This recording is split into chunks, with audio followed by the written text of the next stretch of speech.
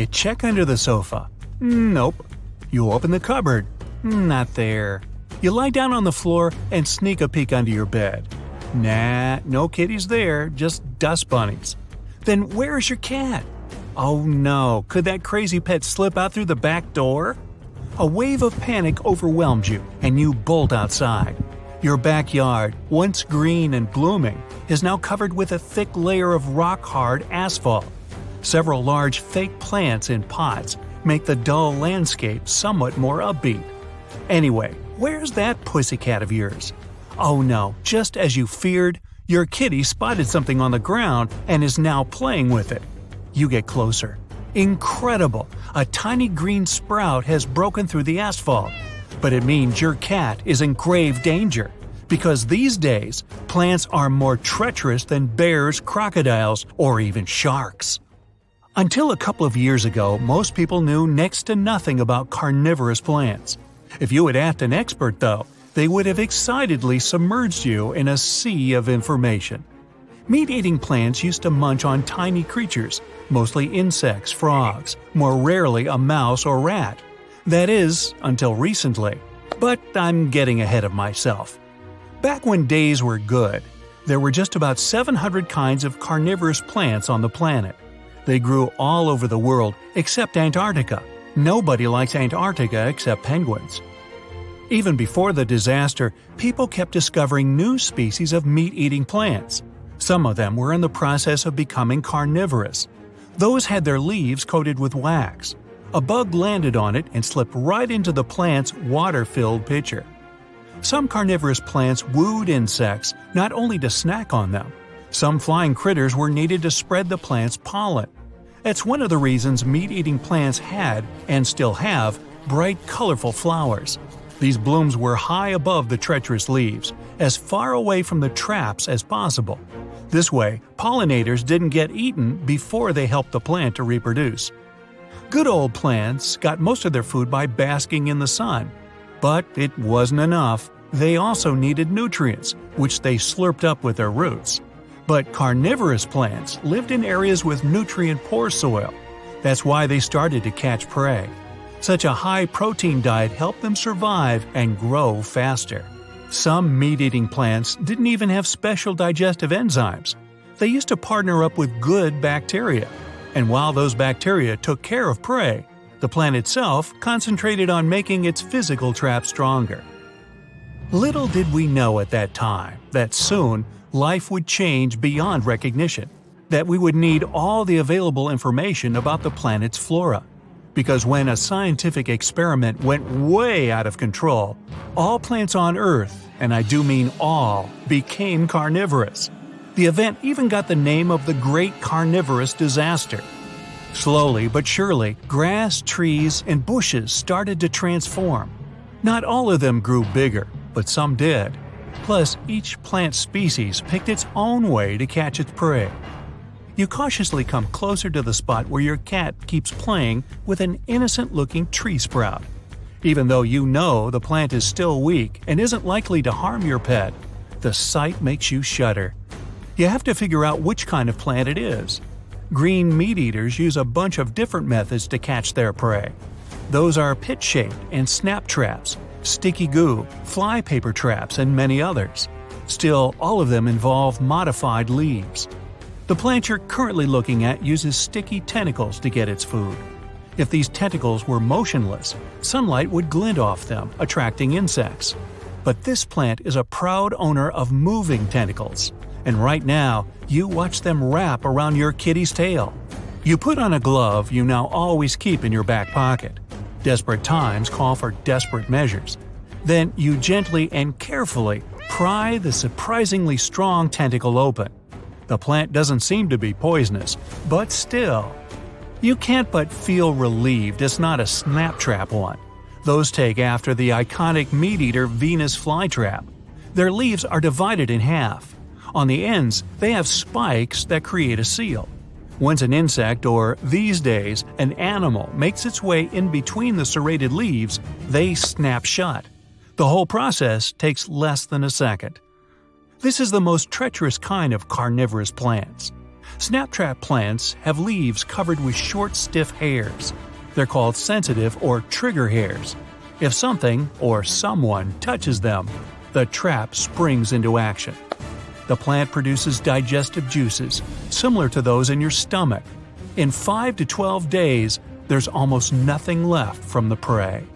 The trap reopens, and the scarce remains get washed away by rain. These days, people can't feel safe even underwater. Now, all seaweed, every single blade of grass, can't wait to munch on your finger. Life has dramatically changed in many ways. The construction of new roads and highways that were supposed to go through forests need much more preparation, safety measures, and more advanced tools. On the plus side, the planet has more oxygen than ever before. People have started to adjust their lifestyles to the new reality. We no more jog in the park, cycle, swim in open water, and enjoy other outdoor activities. Gyms, swimming pools, and takeout restaurants have become super popular. The great carnivorous disaster has changed people's diets. Growing good old veggies isn't an easy feat these days. Potatoes, carrots, broccoli, you name it, have become a rare delicacy. People don't walk anymore. You never know which tree or bush on your way might attack you because you look delicious enough to lunch on. That's why there's an ever-increasing demand for cars. All flower shops have gone out of business. The lovely floral arrangements had a nasty habit of eating the customers. Weddings certainly changed. The simple custom of throwing the bride's bouquet to the bridesmaids changed to imply an attempt on someone's life. Unfortunately, many animals have gone extinct, mostly the slower ones. Those animals that have survived the disaster are either evolving to live alongside carnivorous plants or skedaddling to safer areas. Lots of animals that used to live in the wild are now moving closer to towns and cities. By the way, the safest and most popular places to settle down nowadays are deserts. Despite a lack of water in supermarkets, more and more people build houses and relocate there. And people who opt for living in a desert don't mind walking around a cactus or two on their way to the car. Even though some of these cacti have learned to detect prey and shoot at it with their needles. It's still unclear how they get to the falling prey afterward. They can't crawl, can they? There are still original meat-eating plants here, but they've evolved to be much stronger and larger. In any case, people are still learning to live in this new world of meat-eating plants. Boy, what I wouldn't give for a really good herbicide right now. Imagine you're hanging out somewhere in the forests of Australia. You're thirsty, so you go to the nearest stream. Suddenly, you feel that you have a runny nose. It's strange because you're perfectly healthy. You stop and wait. A few seconds pass. Your nose is itching. A few minutes pass. Your eyes are watering. Your throat is going crazy. You can't breathe freely, and you're constantly sneezing. It seems you're breathing poisoned air. But what's poisoning it? The smallest particles of the most dangerous plant in the world are flying around you. It's called Gimpy Gimpy. There it is. It looks ordinary, a small bush with green stems and leaves. The closer you come, the worse you're feeling. You need more air, and your skin is turning red. It physically hurts you to be here. You may lose consciousness if you stay here for a little bit more. Do you know what will happen if you touch this plant? Well, it will feel like red-hot needles penetrating your skin. And even if you run away as far as possible from here right now, the pain will not subside. The effects of the sting will last for several hours. Days will pass, and the pain will remain. Weeks and months will pass, but you'll still feel it. You can wash the touch area with cold water and soap, but this won't help a lot.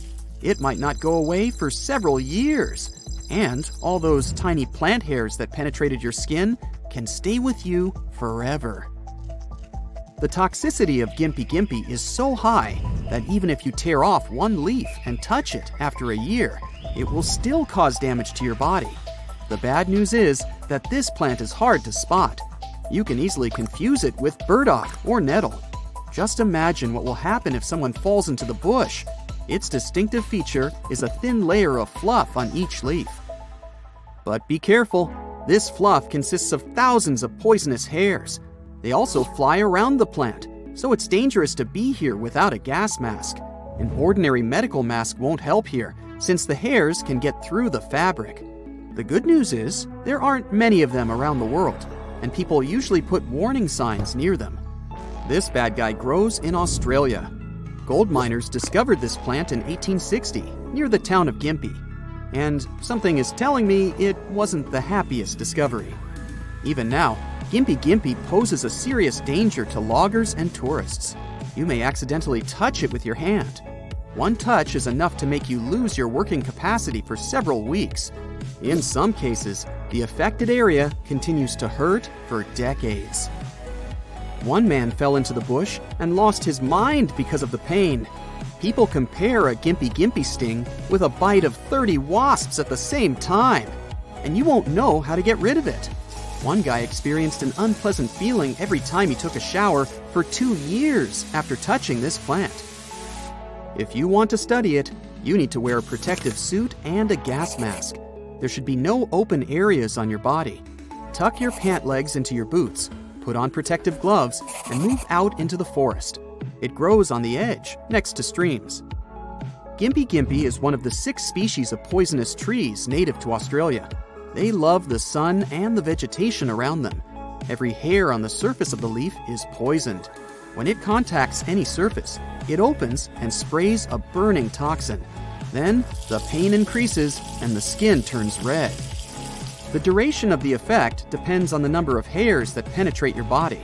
After a few years, you can put pressure on the bite site and feel the hairs are still there. There's no antidote because scientists still don't know what the toxic poison's components are. All they know is that the poison effect lasts a very long time, several years. It can withstand cold and hot temperatures. Water only enhances its effect. Botanical samples of this plant in laboratories are still dangerous, despite scientists keeping them for several years. After you have passed by Gympie, don't forget to disinfect yourself. Carefully remove clothes, shoes, masks, and glasses. Put a protective suit in the washing machine and wash everything else well. Tiny hairs can be in your pants or the sleeves of your jacket, so be careful. This toxicity makes Gympie the most protected plant in the world. But wait, what's that?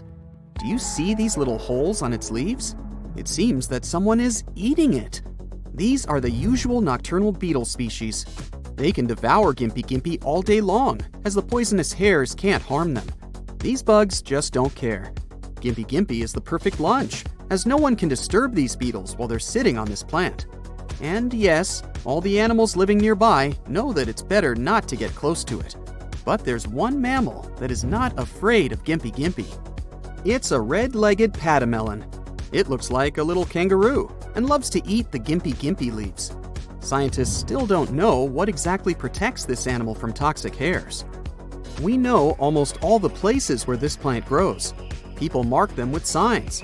If you see one, just don't go there.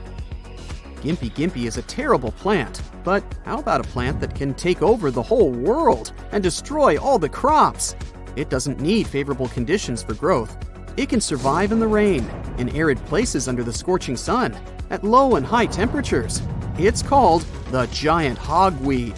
If the seed of this plant gets into a vegetable bed or a wheat field, the plant will displace all competitors in a few weeks.